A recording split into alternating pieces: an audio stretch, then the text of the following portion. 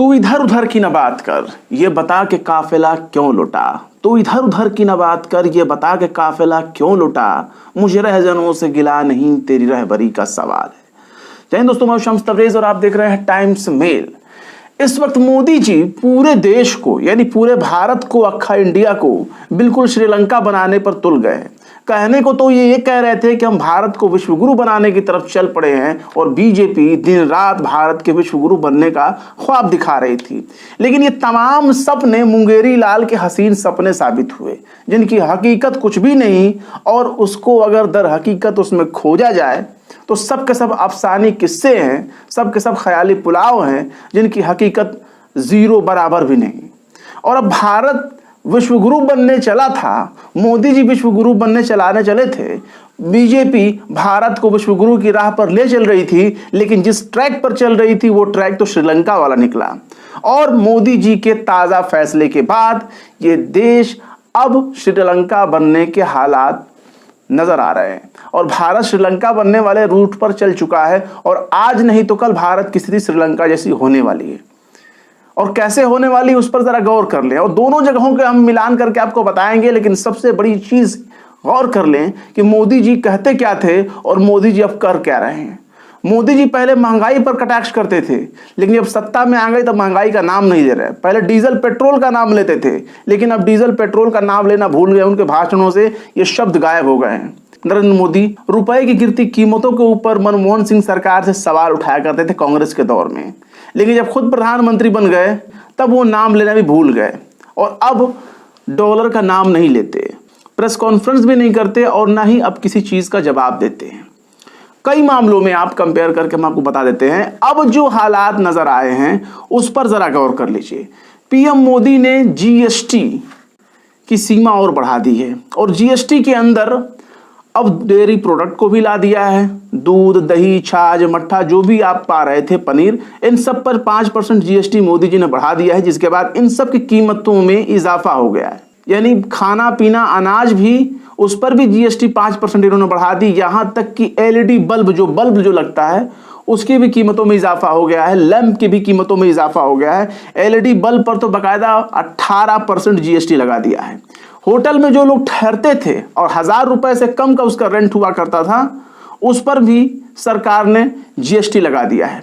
और जीएसटी लगाने के बाद उसकी भी कीमतों में इजाफा हो गया है, और जिसकी कीमतों में इजाफा होने के बाद अब वो 12% उस पर जीएसटी लेंगे मोदी जी। अब हॉस्पिटल में अगर 5000 रुपये पर डे का अगर चार्ज लगता है तो उस पर जो है 5% जीएसटी सरकार को देना होगा। और यहाँ तक कि होटलों का हम आपको बता ही चुके हैं कि उसमें 12% भी सरकार को जीएसटी देना होगा। जीएसटी की नए कीमतों का ऐलान होने से पहले जो खाने के तेल था, वो खाने का तेल और भी महंगा हो चुका है। पहले तो ऐसे भी आम आदमी खरीद के बाहर था, लेकिन अब भी महंगा है वो। और अब नई कीमतों के आने के बाद आटा, गेहूं, दाल, ये सब चीज़ें जो महंगी होती जा रही हैं। पहले तो ये था कि जो पैकेट बंद चीज़ें थी वो महंगी थी, लेकिन अब बिना पैकेट वाली चीज़ें भी महंगी होने लगी हैं। चाहे वो दाल हो, चाहे वो चावल हो, चाहे वो आटा हो, और चाहे जो कुछ भी आप जोड़ लें, किराने वाले सामान, वो दिन पर दिन महंगे होते जा रहे हैं। और अगर बेरोजगारी की बात करें तो बेरोजगारी में आपको सुनकर हैरानी होगी कि हरियाणा की खट्टर सरकार, हरियाणा की भाजपा की सरकार, उसके दौर में 30% बेरोजगारी की रेट है। 30% वहां बेरोजगारी पहुंच चुकी है। उसके बाद राजस्थान में है, राजस्थान के बाद 17% असम में है, फिर जम्मू कश्मीर में 17.2% है, और फिर बिहार में 14%। और इसके अलावा अगर डॉलर की कीमतों का आप मुकाबला कर लें कि डॉलर किस स्थिति में है और डॉलर को लेकर के पीएम मोदी का क्या बयान था, वो भी हम आपको सुनाएंगे। लेकिन जरा सुन लीजिए कि पीएम मोदी अब क्यों नहीं बोल रहे हैं डॉलर की कीमतों को लेकर के। अब जो मौजूदा ताज़ा जो डॉलर के लेकर के डॉलर और रुपयों के बीच का जो अंतर है, आज $1 की कीमत 69.98 रुपया है। यानी ये 80 रुपये के करीब में है। 0.2 रुपए अगर उसमें हम जोड़ देते हैं तो उसकी कीमत हो जाती है 80 रुपये। 98 होने का मतलब है 80 रुपये होने जा रहा है। 79.98 होने का मतलब 80 रुपये, इसको मान सकते हैं आप। तो 80 रुपये तक पहुंच चुका है। और पीएम मोदी पहले किस तरह से उस वक्त के प्रधानमंत्री के ऊपर कहते थे कि डॉलर की कीमत नहीं गिरी, प्रधानमंत्री की नाकामियों को गिनाया करते थे। जरा सुन लीजिए उनके बयान को भी डॉलर को लेकर के वो क्या कहा करते थे और अब क्यों खामोश हैं। मैं शासन में बैठा हूं, मुझे मालूम है इस प्रकार से रुपया इतनी तेजी से गिर नहीं सकता। अरे नेपाल का रुपया नहीं गिरता है, बांग्लादेश की करेंसी नहीं गिरती है, पाकिस्तान की करेंसी नहीं गिरती, श्रीलंका की करेंसी नहीं गिरती। क्या कारण है हिंदुस्तान का रुपया पतला होता जा रहा है? ये जवाब देना पड़ेगा आपको, देश आपसे जवाब मांग रहा है। ये तमाम चीजें एक तरफ, यानी ये तमाम भारत का मसला बना सकते हैं आप, और इकोनॉमी कितनी डाउन हो रही है उसको तो बारे में तो पूछिए ही मत। वो सब मोदी जी का जुमला साबित हो रहा है, जितने वो भाषण दिया करते थे पहले और अब जो जितना वो बोल रहे हैं, ये सब बातें सिर्फ एक जुमला है। और मीडिया इस मामले में आपको गुमराह कर रही है, टोटल हिंदू मुसलमान का डिबेट करके। इधर जीएसटी के नए रेट तय कर दिए गए, जीएसटी को और आगे बढ़ा दिया गया, किराने के सामानों पर लागू कर दिया गया और लोग लुलु मॉल में लुल्लू बन रहे थे और लुलु मॉल के चक्कर में उनका पूरा समय व्यर्थ हो रहा था। ये तमाम चीजें ये बताने के लिए काफी हैं कि हम किस तरीके से श्रीलंका के हालात पे चल रहे हैं और श्रीलंका जैसे हालात हमारे बनते जा रहे हैं। श्रीलंका में ठीक ऐसा ही काम हो रहा था, क्योंकि वहां बढ़ती महंगाई, बढ़ती बेरोजगारी, खाने पीने की कीमतों में इजाफा हो रहा था, कृषि चौपट हो चुका था। उन तमाम चीजों की तरफ कोई गौर नहीं हो रही थी सरकार का, और सरकार मुद्दा भटकाने के लिए श्रीलंका की, जो श्रीलंका की राजपक्षे सरकार थी, उसने मुद्दे से लोगों को भटकाने के लिए वहां हिंदू मुसलमान का खेल खेलना शुरू किया। और वहां हिंदू मुसलमान का खेल खेलते खेलते फिर एक दिन ऐसा आता है कि खुद सरकार भाग खड़ी होती है और जनता सड़क पर होती है। और जनता जब सड़क पर होती है तो हर चीज का हिसाब लेना शुरू करती है। राष्ट्रपति भवन पर पब्लिक का कब्जा है, राष्ट्रपति भवन पर बेरोजगारों का कब्जा है, राष्ट्रपति भवन पर उन लोगों का कब्जा हो चुका है जो सड़क पर भटक रहे थे, जो खाने खाने को मोहताज हो रहे थे। आज भारत की स्थिति वैसी नहीं है जिसको आप संभाल सकें। अगर आंकड़ों की बात करें तो आंकड़ों पर अगर आप गौर कर लें, गैस सिलेंडर को लेकर के, गैस सिलेंडर के दाम लगातार बढ़ते जा रहे हैं। हम सिर्फ इलाहाबाद शहर की बात करते हैं, उत्तर प्रदेश के इलाहाबाद, राजस्थान के प्रतापगढ़, इन दो जिलों की हम बात करेंगे।